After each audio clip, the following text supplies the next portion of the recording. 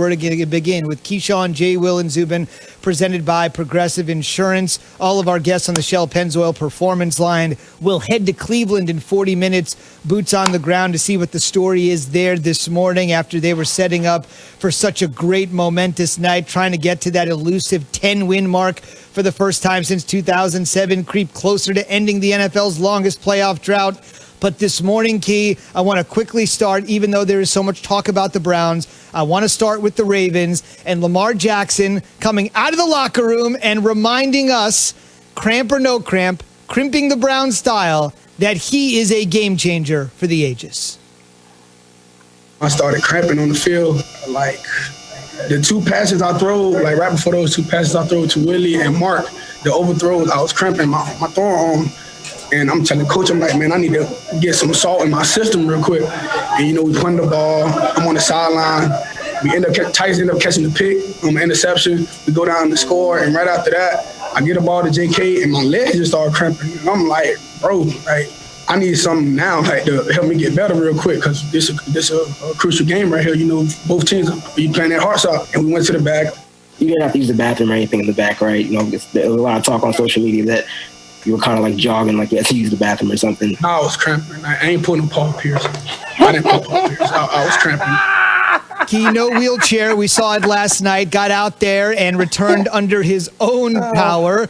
Key, I'm sure you'd love that, considering that wheelchair moment, of course, came against your Lakers. But what did you make of that amazing moment? The Ravens right back in the thick of the playoff chase. They're in the 8th spot on the outside looking in, but with the momentum they have and an easy opponent on the way Sunday, perhaps a chance for a little momentum. I think it's great.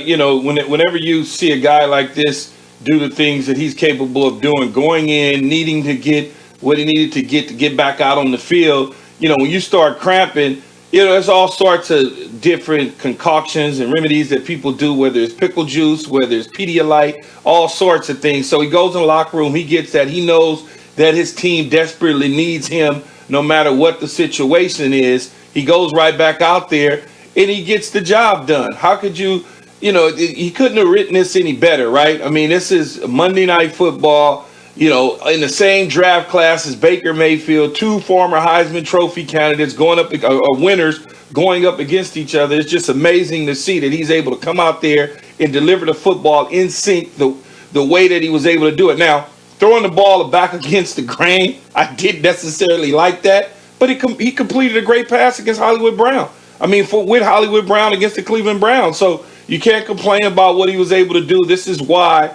this young man was a former MVP in the National Football League, and there's so much conversation swirling around whether or not he's a franchise quarterback. You do it in different ways. He's a franchise quarterback. You just do it in different ways.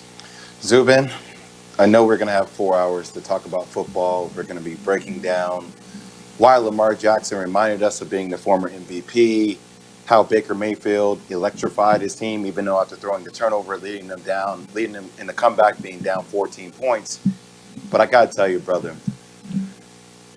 I rode with the Browns last night. I got in late. I got in plus 3.5.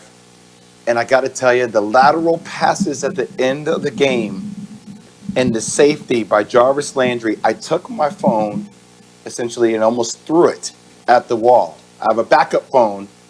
That's how I felt last night after I lost a lot of money. I'm just going to say it to you. I'm really mad. I have to vent my frustration to the American people because I feel like a lot of people were in the same boat that I was in last night. And I know Key's going to tell me, well, that's why you don't bet. Don't do things like that. I'm just saying, I had it. I had it. And the lateral passes to the safety broke my spirit last night. That's all I'm going to say. Let's get back to football. Sorry. I don't think they were playing the game based on your. I don't really care what you have to say right now, Keyshawn. Financial really betting, Joseph, things of that nature. Say, it doesn't help me right now.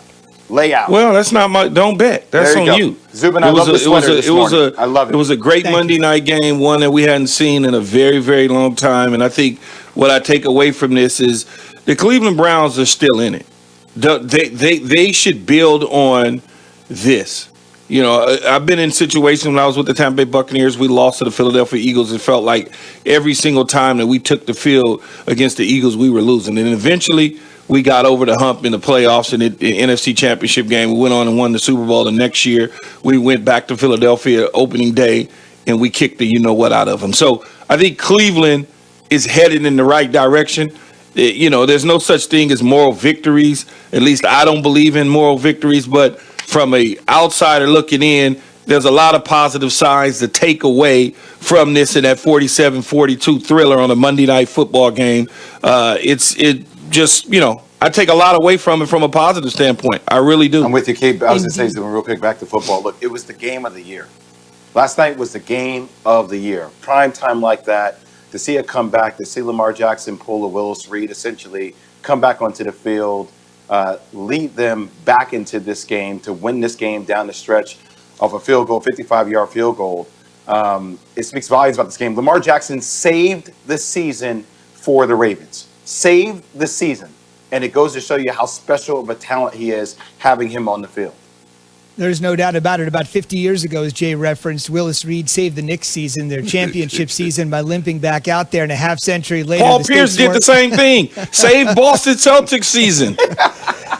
You're right about that. Wheelchair aided or not. We're asking on the Dr. Pepper Twitter feed this morning, which team would you fear more in a playoff game? I know the sample size is small, and we're always reacting to what we just saw.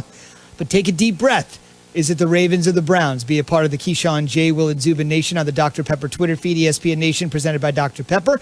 It's official. College football is back, and so is your favorite Dr. Pepper-loving college football town, Fansville. Head to a store near you to treat your inner college football fan to a nice cold 20-ounce Dr. Pepper today. Quickly on the schedule front, I mentioned it's not quite a bye week for the Ravens, but they do have a short week in Jacksonville, which I guess does qualify somewhat of a bye week. The Jags have lost 12 in a row, and with everything going on with the Ravens with COVID, it's a good opportunity to sort of maybe get things in order and reset against one of the NFL's worst teams. Meanwhile, the Browns, this is so 2020. The Cowboys have been flexed out of 2020's Sunday night game for the Browns, and the Browns will take on the Giants. Short week, big stage for Cleveland again. We'll see if this time they can come through with America watching on a Sunday night as opposed to last night. Key, real quick, I'm not going to cast aspersions on either team's defense when one scored 47 and one scored 42, but I know you have some concerns about Cleveland's D.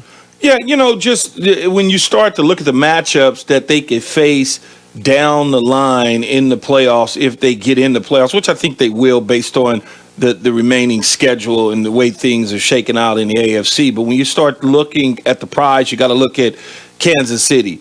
Can they hold up against an explosive offense like Kansas City? Can they punish again the Tennessee Titans and stop that power running game with Derrick Henry a second time around? Can they stop the Baltimore Ravens a potential third time around? So when you look at those sort of things, what happens in resurgence of Phillip Rivers and the Indianapolis Colts when they come to town? I mean, it's just all of those sort of things you have to look at when you start talking about playoff contenders, playoff time, because we're at the end of the season now. We're looking ahead now. We're not looking back in the rearview mirror as to what could have been. It's what's going to be. There's no doubt. And the last thing I would just say, think about the adversity for the Ravens in this standpoint. When you're watching the final drive of the game, the final moments of the game,